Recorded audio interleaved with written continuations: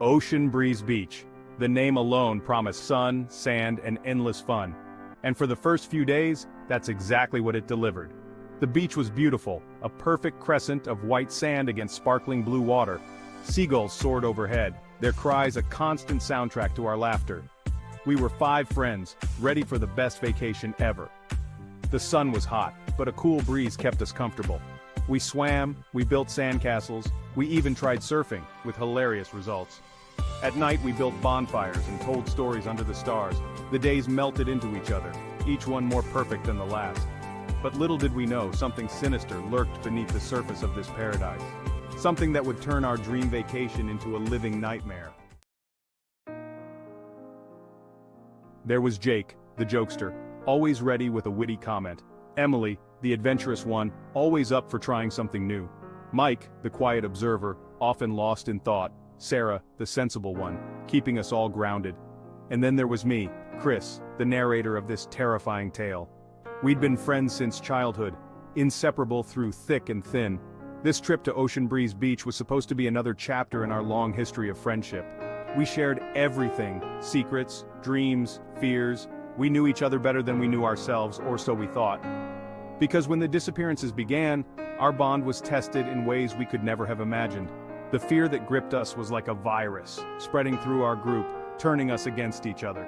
The paradise we found at Ocean Breeze Beach was about to become our prison, a place of terror and despair.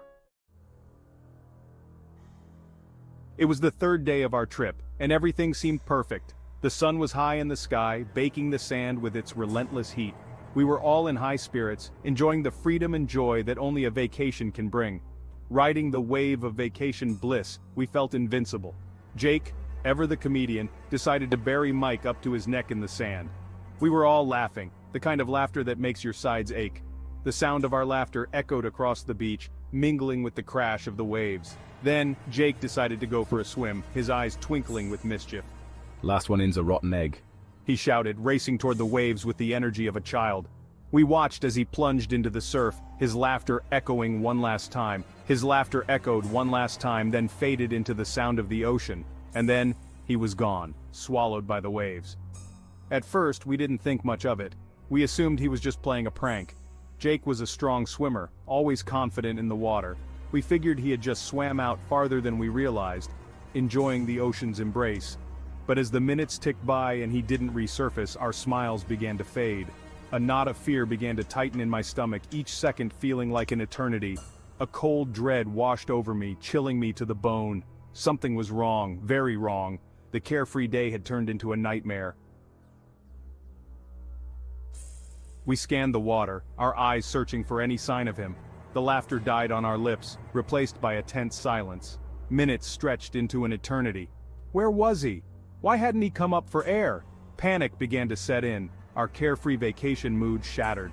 Jake, where are you? Emily shouted, her voice laced with fear. Her calls went unanswered.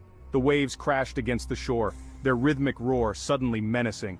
The ocean, once so inviting, now felt like a vast, hungry beast, swallowing our friend without a trace.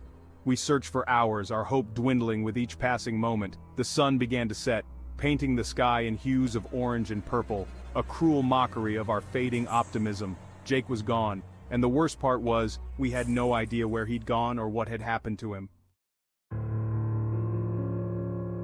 The police arrived, their faces grim.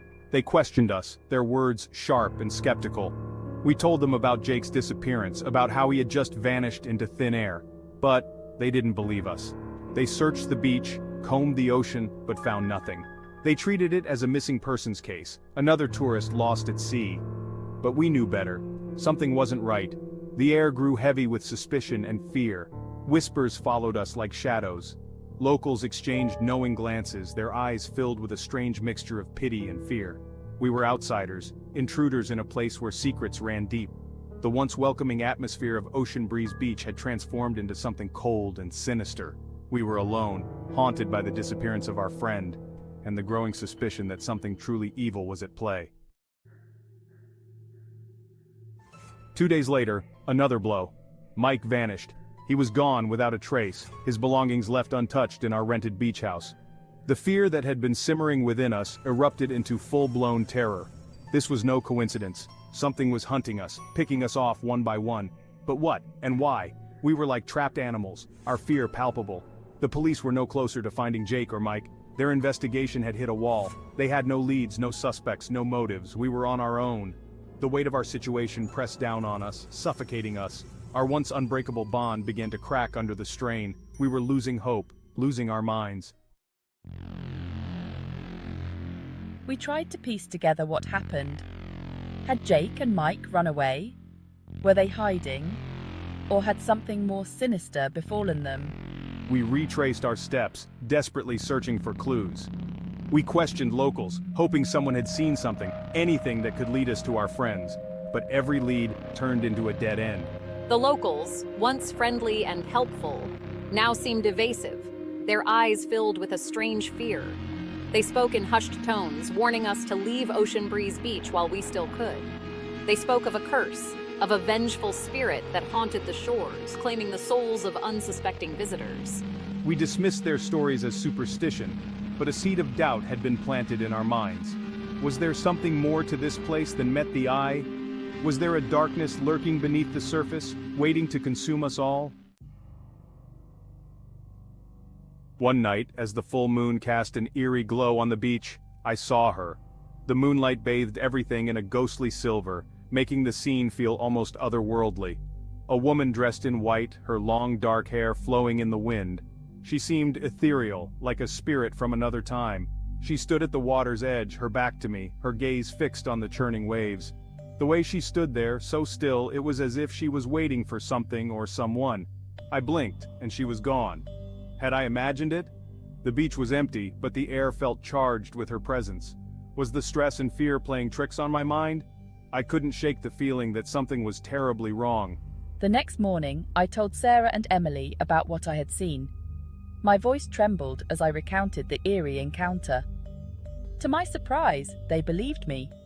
Their eyes widened with recognition and fear. They had seen her too, fleeting glimpses of white at the edge of their vision. We were terrified. The realization that we all shared this experience made it even more chilling. Who was this woman? Her presence felt like a dark omen. And what did she want with us? Her gaze seemed to pierce through the night, searching for something. We just knew that she was connected to the disappearances of Jake and Mike. But how? The connection was undeniable yet elusive. The mystery deepened, wrapping its icy fingers around our hearts, squeezing the life out of us. Each passing day, the fear grew stronger. We were trapped in a nightmare, and the only way out was to confront the chilling truth about Ocean Breeze Beach. The answers we sought were buried in the sands of that haunted shore. We decided to leave to get as far away from Ocean Breeze Beach as possible. But it was too late. That night, Sarah and Emily disappeared. They were gone without a trace, vanished into thin air just like Jake and Mike. I was alone, the sole survivor of the nightmare at Ocean Breeze Beach. The police questioned me for hours, their eyes filled with suspicion. They thought I had something to do with the disappearances, that I was responsible. But I knew the truth. It was the woman in white, the vengeful spirit of Ocean Breeze Beach. She had taken my friends, and now she was coming for me. I could feel her presence, cold and menacing, like a shadow lurking at the edge of my sanity. I was a prisoner in my own mind, haunted by the horrors I had witnessed. I left Ocean Breeze Beach a broken man, shattered by the events that transpired. The police never found any evidence to support my story, no matter how much I pleaded with them to believe me. They dismissed it as a tragic case of mass hysteria, a group of friends succumbing to the pressures of their vacation, unable to handle the stress. But I knew the truth, the horrifying reality that no one else could see. The woman in white was real, a spectral figure that haunted our every step. And she was still out there waiting for her next victims, lurking in the shadows. I can still see their faces, hear their laughter in my nightmares, a haunting echo of what once was. Jake, Emily, Mike, and Sarah, their smiles forever etched in my memory. They were more than just friends. They were family, my chosen family. And now they were gone, swallowed by the secrets of Ocean Breeze Beach, lost to the sands of time. I carry their memory with me, a constant ache in my heart, a locket of sorrow. a reminder of the horror we faced, the nightmare we lived through, the terror that still lingers. And I know, deep down, that the woman in white is still out there, her vengeful spirit forever bound to the shores of Ocean Breeze Beach, waiting, watching, haunting,